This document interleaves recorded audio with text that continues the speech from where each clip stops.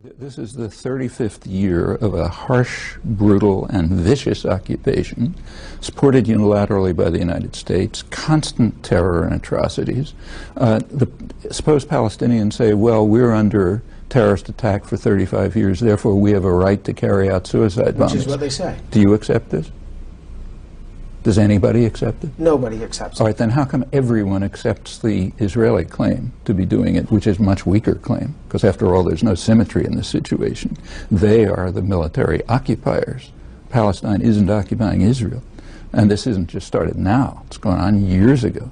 I mean... So does that, in your mind, justify no, the it does not. bomb? Of course not. It doesn't in anybody's mind. So it invalidates both sides.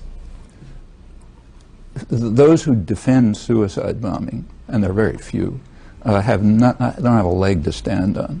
Those who defend the Israeli atrocities, including the U.S. government, most intellectual opinion, a good bit of the West generally, yeah, they don't have a leg to stand on either, and they have a much weaker position. For 35 years, there has been a harsh, brutal, miserable military occupation. There has not been a political settlement. The reason why there has not been a political settlement is that the United States unilaterally has blocked it for 25 years. Is it supported by the entire world, including the majority of the American people? The answer to that question is yes. There is a political settlement that has been supported by virtually the entire world, including the Arab states, the PLO, Europe, Eastern Europe, Canada. Didn't Barack put that on the table? No, he did not. He did not. It is also supported by the majority of the American people. It has just been reiterated by Saudi Arabia.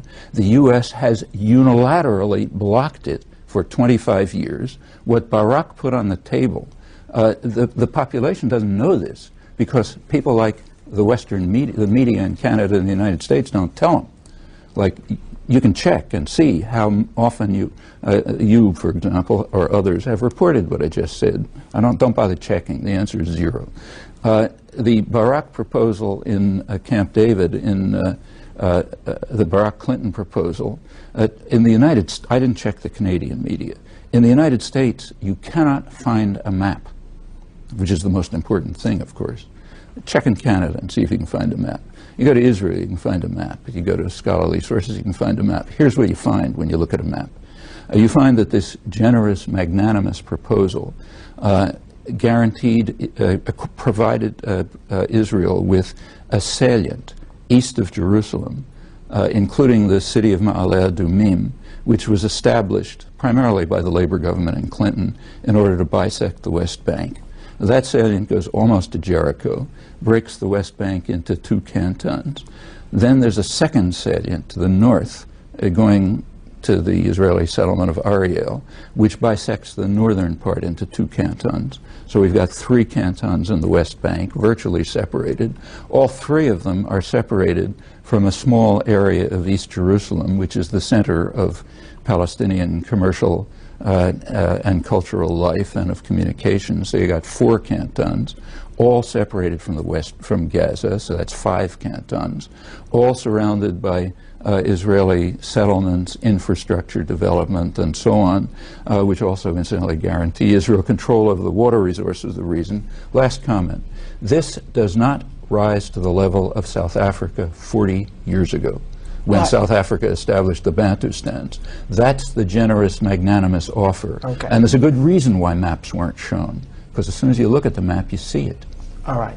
However, that's the characterization of it, but let me just say, Arafat didn't even bother putting a counter-proposal on the table. No, that's not true. They negotiated at Taba afterwards. That's not true. But I guess my question is, if they don't continue to negotiate, that's totally false. That's false. Not only is it false, but not a single participant in the meetings says it. That's a media fabrication.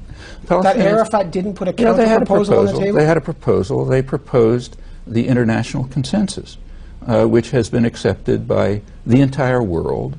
the Arab states, the PLO, the majority of the American... Sorry, they proposed a settlement which is in accord with an overwhelming international consensus, my question is, if and you is don't blocked by the talk, United States. The problem that people look at now, the Middle East, is they say it's spun out of control. How do you get back to... First way we get back is by trying the experiment of minimal honesty. Okay, let's try that experiment. If we try the experiment of minimal honesty, we look at our own position, and we discover what I just described, that for 25 years, the United States has blocked the political settlement, which is supported by the majority of the American population and by the entire world, except for Israel, virtually. I mean, there's some marginal exceptions. So first thing we do is accept the honesty to look at that. We take a look at Camp David, and we see, yeah, it was the same. The United States was still demanding a Bantustan-style settlement and rejecting the overwhelming international consensus and the position of the American people. We then discover that the United States immediately moved to enhance terror in the region. So let's continue. On September 29th, Ehud Barak put a massive military presence outside the Al-Aqsa Mosque, very provocative. When people came out of the mosque, young people started throwing stones, the Israeli army started shooting, half a dozen people were killed, and it escalated. The next couple of days, there was no Palestinian fire at this time, and this is all in occupied territories. In the next couple of days, Israel used U.S. helicopters. Israel produces no helicopters. Uses U.S. helicopters to attack civilian complexes, killing about a dozen people and wounding several dozen. Clinton reacted to that on October 3rd by making the biggest deal in a decade to send Israel new military helicopters, which had just been used for the purpose I described, and of course would continue to be. The U.S. press cooperated with that by refusing to publish the story. To this day, they have not published the fact. It continued. When Bush came in, one of his first acts was to send Israel a new shipment of the most advanced military helicopters in the arsenal. That continues right up to a couple of weeks ago with new shipments. You take a look at the reports from, say, Jenin by British correspondents like Peter Beaumont in the London Observer. He says the worst atrocity there was the Apache helicopters buzzing around, destroying and demolishing everything. Yeah, this is enhancing terror. And we may easily continue. We can take, also, let me continue. On December 14th, the Security Council tried to pass a resolution calling for what everyone recognizes to be the obvious means for reducing terror, namely sending international monitors. That's a way of reducing terror. This happened to be in the middle of a quiet period, which lasted for about 3 weeks.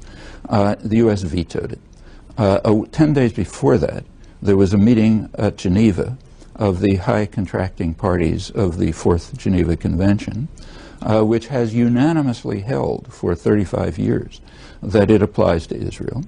The meeting condemned the Israeli settlements as illegal, condemned a list of atrocities, willful destruction of property, murder, trials, torture, and so on and so forth. Right, okay. What happened to that meeting? Oh, I'll tell you what happened to that meeting. The U.S. boycotted it. Therefore, the media refused to publish it. Therefore, no one here knows that the United States once again enhanced terror by refusing to recognize the applicability of conventions which make virtually everything the United States and the Israel are doing there a grave breach of the Geneva Conventions, which means a war crime. Just a minute. These conventions were established in 1949 in order to criminalize the atrocities of the Nazis in occupied territory. They are customary international law. The United States is obligated, as a high contracting party, to prosecute violations of those conventions. That means to prosecute its own leadership for the last 25 years.